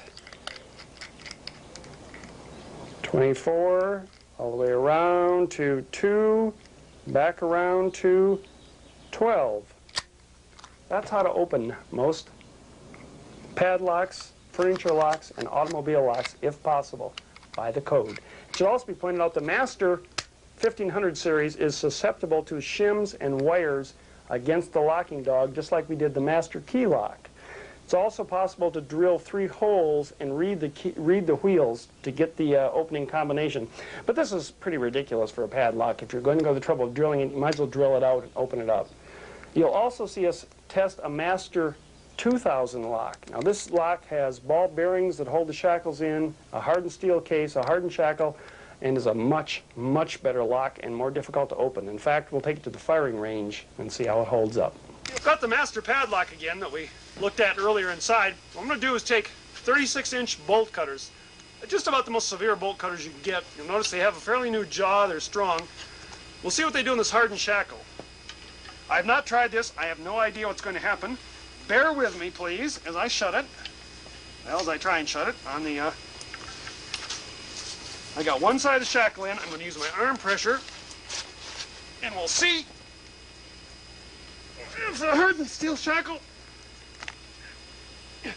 This is a hardened steel shackle, folks. See what we did? We made a slight mark, not anywhere near a halfway cut. We marred the surface of the shackle. This is a 9mm MAC fully automatic suppressed weapon, ball ammunition. Take a couple shots at the Master padlock and see if it lives up to its reputation. As you can see, the 9mm round hit the back of the Master lock, penetrated, and did it go all the way through? Did not go all the way through, and the shackle remains, although the lock is not in great condition, the shackle remains locked, and the lock actually appears to be almost in functioning condition. On magnetic padlocks and magnetic door locks, which are being found more and more, it is possible to develop your own key system. Take a piece of soft iron or steel, easily purchased, bend it in a U shape, buy some magnetic wire, this is about 16 gauge wire, wrap it around the bar several hundred times. Now it would be wise to cut this bar into a thinner shape on the end so it would fit into keyholes. For our purposes, this would work for a magnet. On one end of the wire, you put a diode capable of handling at least 2 amps.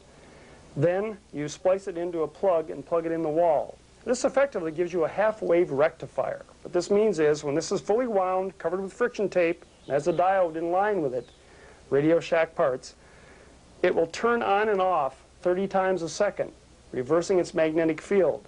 Once it does this, you can plug it in, hold it against a magnetic padlock, or insert it into a magnetic keyhole, and it will vibrate the magnets 30 times a second, putting them into opening position and opening the lock. It will also ruin the lock. It will demagnetize the magnets in the lock, and there'll be no way for anyone with a key to get in afterwards. But for a one-shot, this will open almost any magnetic lock, no matter how sophisticated. Now we're going to look at opening cars. This is a whole separate subset of locksmith techniques in itself. There are a number of ways to deal with cars. We're going to start with the easiest and work to the more complicated. Most car locks are based, same principles that non-car locks are based in. Most are pin tumbler or wafer tumbler locks. The difference is some cars, especially GM, use a sidebar that runs through the wafers or through the tumblers, locking them in place unless the correct key is put in. This makes picking them extremely difficult. When you put the key in, it moves the sidebar so you can open the lock. If you try to pick it, it will not do this. And because of this, they can't be picked, or it's very difficult to pick them. Some car locks can be picked. They all can be impressioned. It's also good to remember that cars have a VIN number on them, Vehicle Identification Number. This number, along with sometimes serial numbers of the car, correspond to a code book that gives you the keys, the cut depths, the numbers of the keys to make and fit the car. You can buy these books. You can go to a locksmith that deals with automobiles and have them make up a key if you have the VIN number of the car in advance. This is also true if you can call a dealer where you bought the car and get a code. They'll usually give it out to you if you can convince them you're the guy that bought the car. This is the easiest way. The next easiest way is to use a key. Luckily, we have some keys. These are one of the few things that ever made money in comic books. These were sold at one time through the mail. They're tryout keys. This set now costs about $70. This particular one, I believe, consists of about 225 keys. One of these keys will open every GM car made from 1967 till about 1984. This is possible because the tolerances used in automobile locks are sloppy. They have to make so many locks, and they only have X number of combinations, so the tolerances are sloppy. Tryout keys are used by putting in the lock, shaking it back and forth, applying tension as you would a lockpick and opening. Very few GM cars during those years cannot be opened with this key set. As I said, these used to be sold in comic books for about 20 bucks. It was a good hobby for people that write comic books. You can now buy them from locksmith suppliers. You can get them for almost every type of car made. This is the easiest way if you have the time and don't mind the high visibility of opening cars. Now we have a couple of high-tech devices that open cars. We've demonstrated rocker picks in the padlock section of this film. Rocker picks you put in the lock. You don't use a tension tool. You rock them up and down and use the tool itself as a key opening the lock. They're making rocker picks for Ford, and I believe someone has some out for GM as I speak for this. They work pretty well.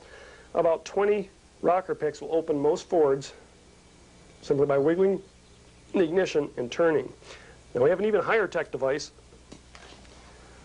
It's kind of small here. This is a key blank for a Ford, not cut.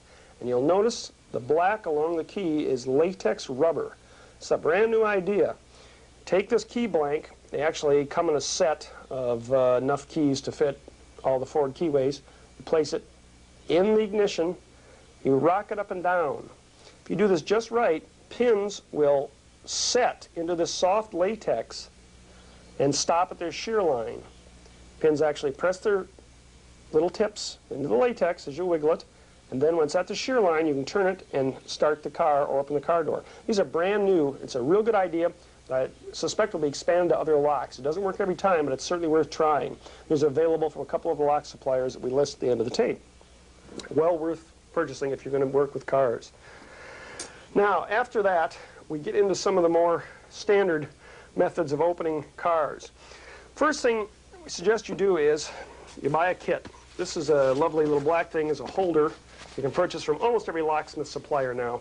It's called the Slim Jim Carry-All Master Key Set, Master Opening Set. Comes with anywhere from 7 to 12 tools designed to open almost all cars. The tools work well. This set, instead of buying them individually, gives you all the tools plus some instructions to use them. Now the tools, basically, the tools you see most often are the good old-fashioned Slim Jim. You've seen cops use it, locksmiths, tow companies. This is the original Slim Jim. This will open many, many cars in the market. However, they've developed some anti-Slim Jim devices because so many people were using these. Because of that, they've developed other tools to compensate for it. This is known as a round Jim. With these two tools, you can open probably 70% of the vehicles on the road today. Let's look at the way that this works somewhat. You can take my artwork here. In theory, this is the inside of 3 different car doors. Yes, I know it doesn't look like it, but it is. This is a normal button-type lock. You press the button down, it presses down the rod, turns the cam, locks the door. On this type of lock, you've got several options. You can use the Slim Jim sometimes, put it in, hook it on the locking rod. If I pull up here, it will pop the button up, unlocking the car. Again, go down, hook over the locking rod, and pull. Some cars, you go down here, catch it, and push on this end of the locking rod or on the cam itself. That, again, will pry up and pop the button up. An easier way to do that is to use the round Jim. The round Jim, if you can get it in the car, you put it in between the window, as you do with the Slim Jim, and the car body, bring it down, put it underneath the button, and pop it up. That will pop the button up quite effectively from that angle. You can also use the round Jim sometimes to come down and catch the rod as you would a Slim Jim. You can see the little bent tip there. Catch the rod, push it down on the cam or on the other side of the rod, popping the rod up. This lovely thing is known as a lemon pop or a Scully strip. One would assume Mr. Scully invented it, since there's no other reason for that name. Simply a piece of very flexible yet stiff plastic, some holes punched in it. You buy these for about $5. You get 3 of them, along with some white cord, as you see here.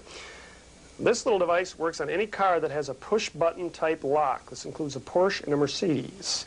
Simply push this in between the window and the body, push it down using the correct length of strip or cutting it yourself to fit, hook it over the button, as you can see our vise is doubling as a button here, pull the strings, tightening up on the button, and opening the lock. That would have popped the lock, opened the door up. Leaves no trace of its passing, $5 or you can make it yourself. Great idea. Again, we're going to take a look at the Scully strip. Now remember, this is just a piece of plastic. You can see I have forced it in between the door and the frame of this lovely Mercedes we're going to borrow. And I've run the string material, can be dental floss or wax string, through the holes, made a loop, taped the loop, and hooked it over the doorknob. Now, the glass obviously is down for our demonstration, but normally it would be here. Plastic's in there. I'm going to grab a hold of the string and simply pull. You can see it tense up on the door when this car goes by.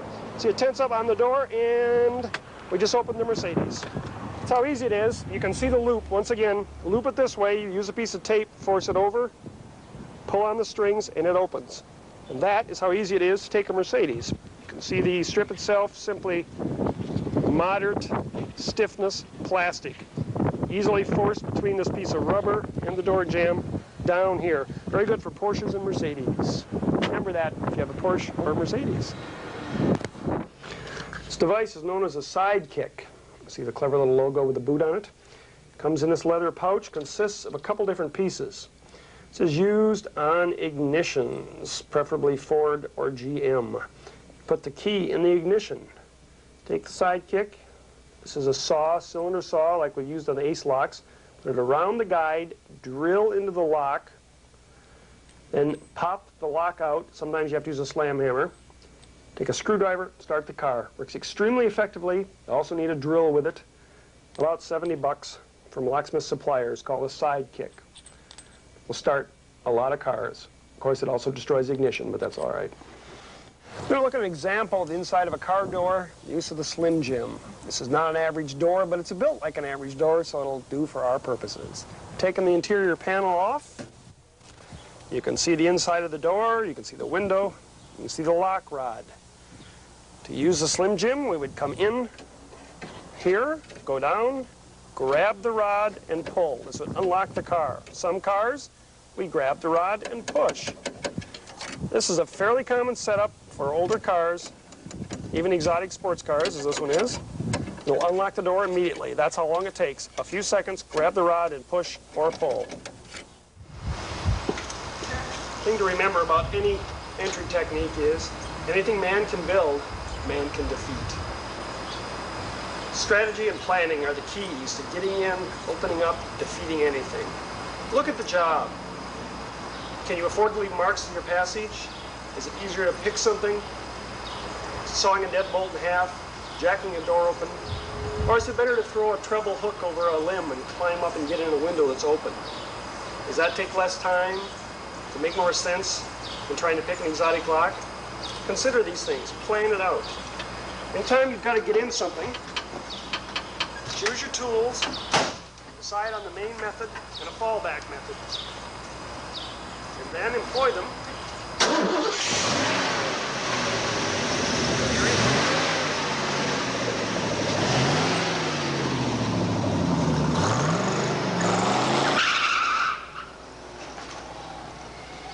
The safe was invented in medieval Europe and was usually made of wood with one or more bolts that would drop into place with a locking mechanism.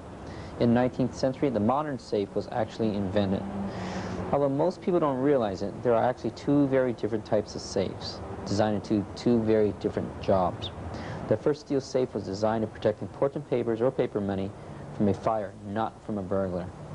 These safes had a steel outer layer and then some sort of insulation such as cement, asbestos, or plaster of Paris to keep the inside temperatures fairly low during a fire. The usual burn temperature of paper is above 350 degrees, so therefore most of this insulation kept it below that. In the early 1900s, UL, or Underwriters Laboratories, began testing and rating safes on their ability to withstand a certain temperature for a certain length of time. Insurance companies base their policy costs on these ratings even today. What we're looking at right now is a fire safe, cut away. As you can see, it looks from the outside like a standard modern safe, with the handle and with the type of dial with a spy-proof ring. Here's a cutaway of a modern fire safe, which actually uses a stabilized water installation.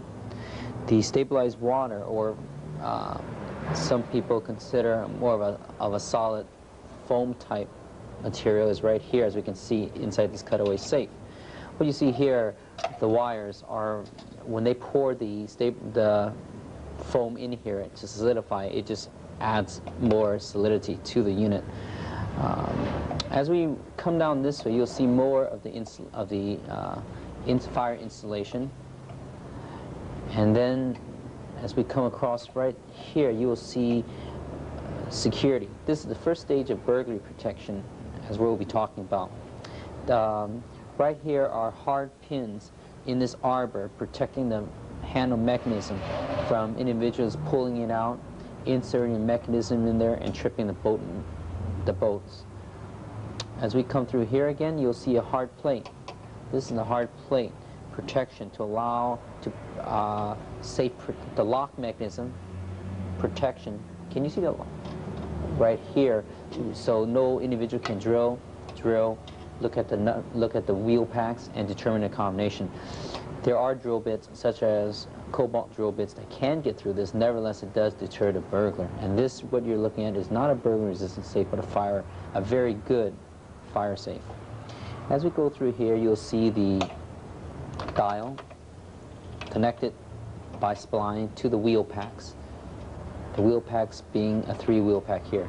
You can look at this and see the 3 wheel packs. Okay. As we go here, there's a heat baffle. What the heat baffle does is, again, it absorbs heat and dissipates the heat in case of fire. This is the outer panel, and if you look at it, this is a 1/4-inch mild steel. Now, as we look at the mechanism, I'm going to tilt the cutaway safe all the way down so we can see the wheel pack. The wheel pack is here. It's usually secured by a relocking device, so in case there's a burglary attempt of punching out the dial, the bolts are usually stopped with a spring mechanism to prevent retraction. You'll notice that the wheel packs, when they're engaged, a bolt is drawn back, the handle can open, and the door can then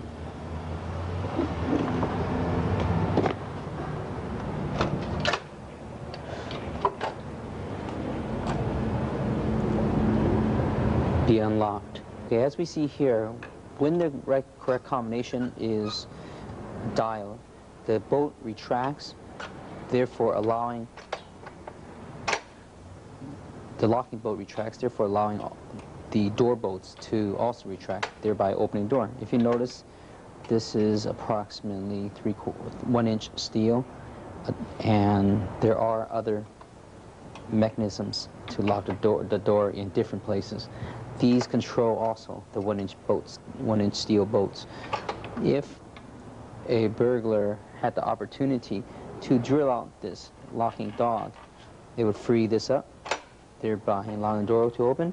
Or if somehow the burglar attacks the wheel pack and after drilling of the wheel pack or the dropping lug allows the bolt to retract, thus again it'll free up the safe door. Okay, the wheel pack is the first area of security. The wheel pack allows the locking dog to drop, thereby retraction of the bolt. If the wheel pack is not dropped out in any way and a wire is inserted into the lock case and the bolt is pulled back, that will allow entry into the safe. Now, the second way is the bolt locking the bolt itself. If the bolt is somehow drilled or knocked out, it'll also allow, thus, like this, it'll also allow the handle to retract and the bolts also retract, thereby allowing the door to open. Elimination of that can be done also by drilling. And the third would be the actual attack on the bolt itself. If the bolt bars were located, drilled, and pulled, they can also pull the bolts back and thereby allowing entry into the safe.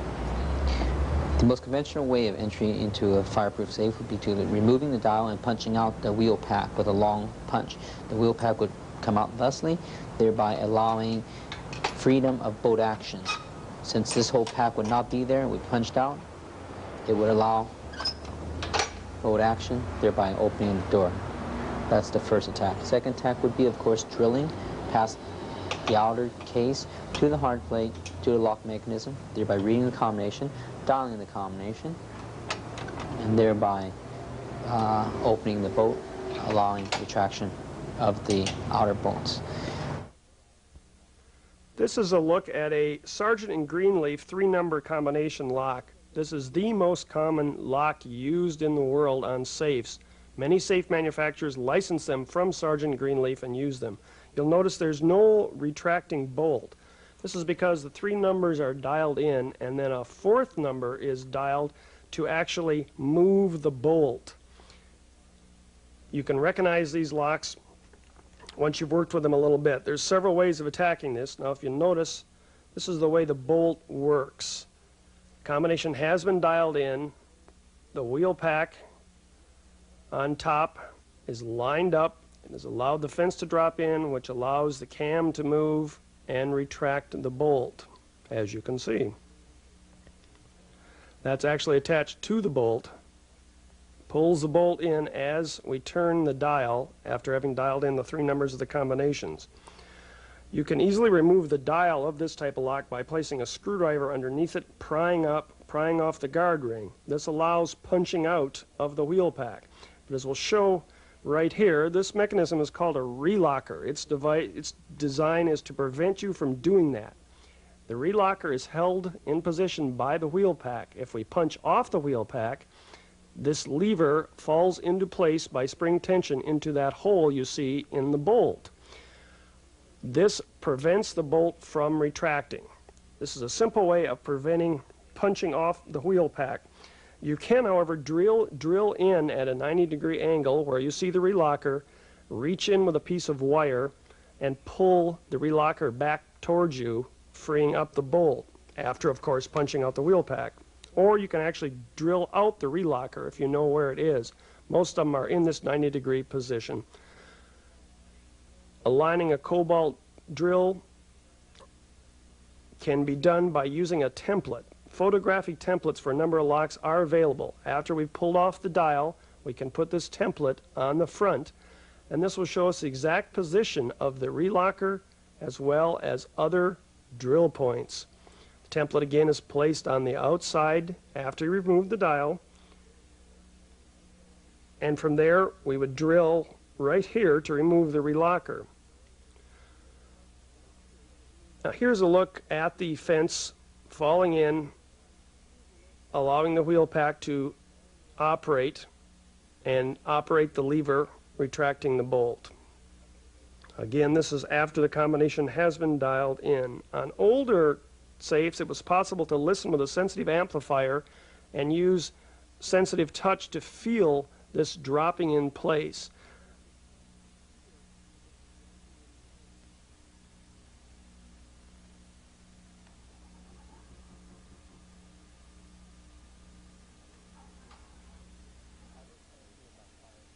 As I explained to you about a fireproof safe, the major reason for the existence of the safe is to dissipate heat, to keep it under 350 degrees, to preserve paper contents. This, if you look at it, has a 1/4-inch steel outside shell, which means practically anything can drill through it. And of course, the thickness of this is really to contain the insulation or the solidified waters, as we talked about in the previous cutaway safe. The bolts, again, are 1-inch metal bolts. Now, this particular safe does have a relocking device, thereby if any individual punches the dial, removes the dial, and punches the line in, it will automatically lock to prevent the handle from opening. This, of course, on this particular safe, one would only need to drill a hole right about here where the locking bolt is, drill out the locking bolt, thereby allowing release of the locking dog and door opening. Now we are looking at another money safe. If you notice, all money safes do not have wheels, while most record safes or fireproof safes have wheels. UL tests money safes and record safes according to their resistance to a professional burglar. To be UL rated, a money safe must weigh 750 pounds or be attached to the floor, must not have wheels, and money safes, if made before 1960, have round doors. The UL listing is very important because it establishes exactly how much protection any safe actually gives. Money safes are basically heavy metal boxes which do not offer much fire protection. Look at this door, this massive TRTL 15x6 door. We see the 1.5 inch to 2 inch bolts. We see the thickness of doors all around. It translates to the same as the wall. Because this is a by 6, all 6 sides are protected with the same type of protection as the door. A burning bar is a very efficient method for opening safes. This is a hollow steel bar with high pressure oxygen forced down it. The bar is ignited and burns as you see. The old burning bars created fires, and you had to have a fire suit to use them and an extinguisher. Very high temperatures, melting steel like butter. There now is a new small portable burning bar. Today we will demonstrate a fast and economical way to penetrate hard plate. This is hard plate. It might not look like much, but if you don't have the correct tools, it's hard to get through. We're ready to burn. Strike the torch and put it in the hole. The torch is powered by oxygen, and as you can see, it really gets hot. We're through the double hard plate in about 6 seconds. All I'm doing is picking a spot back in the safe where I know there's no hardened anti-drill plate and drilling through to the interior. As I said, this would expose the tumblers if I was going through the closed door part. I'm not. I'm going back for a reason. I'm going to start at lower speed. We add a little cutting oil.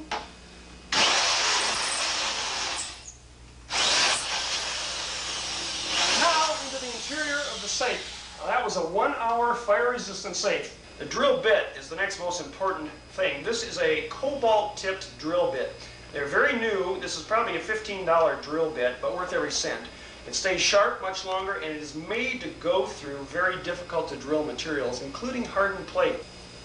My next choice to get in a safe of this type would be to lock the safe, drill the hole just as you saw me do, except drill it more forward. Now you'll notice there still is no more protection here on the roof or on the sides as there is in the door. It's thinner, there's no hardened anti-drill plate.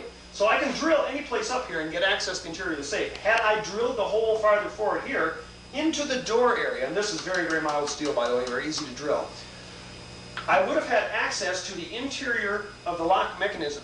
Once I get inside here, the gates, the tumblers are open to view. Now, I have a hole going through, and I have access to the lock area. What you do at that point is take something developed by the medical profession. This is a fiber optic borescope. This transmits light coherently from this end to this end. I can put it up to my eye, and I can read the numbers on the dial of the safe or anything else I pointed at. Effectively, it moves my eye from here to here. These are used in the medical profession. This one is about $250. It does not contain light. It's the only problem with this one. You can also now buy it from Safe People. Safe People are using it. And of course, the medical profession, it's used to go in rather unpleasant places in your body and allow the doctor to see your tumblers as it is. We're using it in a little more safe and sane manner, I like to think. Had I drilled the hole up here, I could place the fiber optics into the safe, turn the dial, and watch the tumblers and actually see and read the combination as the tumblers fall into place and open the safe. Now, this would be a little too dark to do, so the cheapest way out of that is to use a probe light. Now, probe light we've used in opening cars. It provides a very direct, very pinpoint spot of light.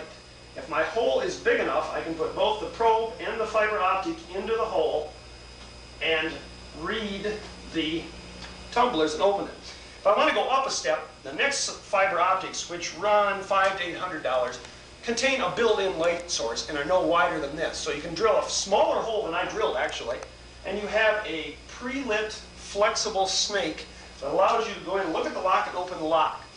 The advantages to this is it's pretty quick. You don't have a hardened drill plate to go through. You see what you're doing. You leave a small hole in the top of the safe. If you are locked out legitimately and trying to open the safe can be re-welded, can be plugged and re-welded with very little loss in security. Unfortunately, because of course the top is not all that secure anyway. Why do we drill a hole farther back? Well, we're going to be a little more crude about opening our safe. For a long time, people have blown safes with explosives. This is fairly crude, sometimes results in the loss of the contents, the safe, occasionally the person blowing the safe, and sometimes the apartment building. There's a European technique that so far has not been found much in this country, and it works quite well, and that is to hydraulically tampen the safe by drilling a hole into the interior of the safe, as we did, anywhere on the safe. Safe can be in place, can be moved. Then one fills the safe up entirely with water. As you probably remember from your high school physics class, water does not compress. Therefore, the water acts as if the safe was filled with an inert object that will move when any pressure is applied to it. Pour the water in through the hole. Take a small amount of explosive, much less than would be required to blow inward against a strong steel door. Anything from dynamite caps to C4, placed in the hole. Water is filled to the very top of the hole and dampened down with a little clay. Get to a safe area, set off the charge. When this is done right, the charge, especially a fast burning charge, will go instantly. The water will expand, filling the volume. There is no volume to fill. The water will blow the door off the safe or blow the safe at the seams. If it's done correctly, the interior of the safe will remain fairly intact. It's possible to even save paper money, along with harder items, of course, if this is done right. In fact, we're going to try that today. We're using an explosive expert who has a license. We're going to place thousands of dollars, risking our own money, I should add, into the safe in a couple different places. And we'll also place a couple of books and coins, other paraphernalia in the safe. And we're going to lock the safe up. We're going to take the safe to a safer location, just in case we're a little off. And we're going to try the hydraulic method and see how it works on film. As far as I know, this is the first time this has been filmed. It's one of the first times it's been done in this country. Also today, as long as we're going out and blowing up a safe, and we're in a fairly safe area, I should add, we're at a gun range, it's protected, I'm going to demonstrate a couple other things. The first thing I'm going to demonstrate is a chemical known as thermite. Thermite, we'll give the formula, I'll show the formula on the board after this. It's composed of a very simple formula of iron flakes and aluminum flakes. It burns with an extremely hot flame. These containers contain thermide, which is a commercial preparation of thermite. These are cheap and available. These were purchased from Sergeant Sandy. These have something mixed with it, I suspect probably sulfur, to make it burn a little easier. It's a bit difficult to get regular thermite burning. Some people that make their own thermite add, I'm going to blow it, do it again. Toluene. Some people that make their own thermite add toluene to it to effectively light the thermite and give them a chance to get away. As you're going to see, thermite is a very noxious chemical. You don't want to do it in a house if at all possible. It will start anything else around it on fire. It sends off poisonous and noxious gases. However, it will melt through steel very effectively. These are hardened steel plates, 1/4 of an inch thick. Once the reaction starts, it's almost instantaneous.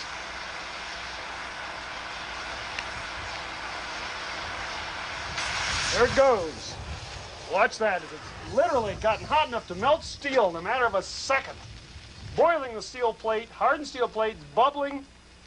Right now, you can punch through it with a screwdriver.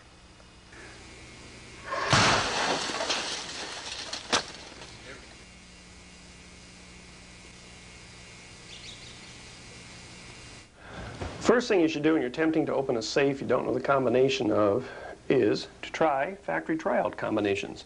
Remember, all safes come from the factory set to a combination.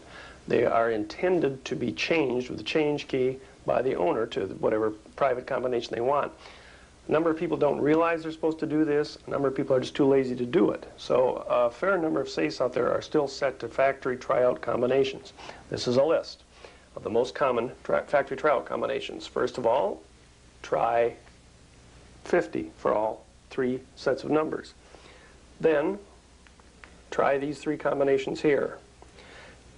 If it's a safe that takes 4 digits, 4 groups of digits to open, Again, try 50 for all 4, and then try these 3. This will open a fair number of safes out there right now. Here are a couple of unique sources. One of them is for the electronic lock gun. As we said, the electronic lock pick, it was made by an American, but the only place as of this moment that carries it, it's called a Cobra. It's a place called Microsonic Alarms at 20 Rickard, R-I-C-K-A-R-D Road, Empire Bay, MSW, Australia, 2256. They run for the neighborhood of $200, as I recall. Very good source. One of the best for serious locksmiths, serious students, or serious security personnel is Lockmasters Incorporated. They sell courses, good, safe courses. They sell the Burning Bar lance that you saw, the training film we used. Goes through safes like knife through butter. They are one of the only suppliers for this lance, and they sell the smaller lance that doesn't need all the exotic fire equipment, extinguishing equipment. They also sell, as I say, safe courses, drill harnesses, even baseball caps. They also give courses in safe opening, safe repair. You can go to their office and take. Lockmasters Incorporated, and they're located at 5085 Danville Road, Nicholasville, Kentucky, 40356. Again, a very good source. Another kind of unique source is for the drilling templates for the safes. The templates to show where to drill that we showed are available from Learning Unlimited, Post Box 99038, San Diego, California, 92109. Now, if they're not in business, there's probably something else around selling them. Or you can look at the safe. If you know what kind of safe you need, look at it when it's open, and you can figure out your own drill points and make a template. A real good supplier that we've had good luck with is something called Trescat, T-R-E-S-K-A-T, Locksmith Supply, and they're 1694 Montauk, M-O-N-T-A-U-K Highway in Mastic, good names, M-A-S-T-I-C, New York, 11950. They have a Watts line, and they sell some very good up-to-the-minute picks, some of the rocking picks, some of the latex picks, very small quantities, good outfit. Saved the best thing for last. There's one pick that it's like nothing I've ever seen. This is the most fantastic pick I've ever seen. I've been able to open every lock that I've wanted to with this. This is outstanding. You won't see this anywhere else but on this film because it's, well, shoot, I would show it to you, but I can't find the damn key. Sorry.